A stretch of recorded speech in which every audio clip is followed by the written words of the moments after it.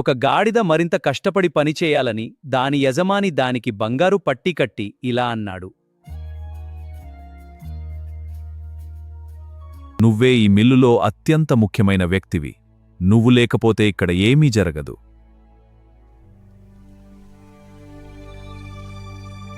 ఆ గాడిద కూడా నేను ఇతరుల లాంటి దాన్ని కాదు, నేను చాలా ప్రత్యేకమైన దాన్ని అని గట్టిగా నమ్ముతుంది. ఆ తర్వాత అది ప్రాణం పోయేంతగా పనిచేయడం ప్రారంభిస్తుంది. ఆరోగ్యం బాగోలేకపోయినా ఆగదు, అలసిపోయిన విశ్రాంతి తీసుకోదు. ఎందుకంటే నేను లేకపోతే అంతా ఆగిపోతుంది అని అది నమ్ముతుంది. కాని ఒకరోజు అధిక శ్రమతో రక్తం కక్కుతూ కింద పడిపోయింది. అప్పుడు ఆ యజమాని దాన్ని కాపాడలేదు. ఇకపై ఇది ఉపయోగపడదు అని చెప్పి దాన్ని కాలితో తోసి ఆ బంగారు పట్టిని తీసి మరో యువ గాడిద కట్టాడు. అప్పుడే దానికి అర్థమైంది, అతను ప్రేమించింది ఆ గాడిదను కాదు, దాని శ్రమను మాత్రమే. జీవితంలో కూడా ఇలాగే కదా. కొందరు మిమ్మల్ని ఎక్కువగా పొగుడుతారు. అది మిమ్మల్ని గౌరవించి కాదు, మీ వల్ల లభించే ప్రయోజనం కోసం. సైకాలజీలో ఇలా అంటారు, when praise is used to control you, it becomes manipulation, not love.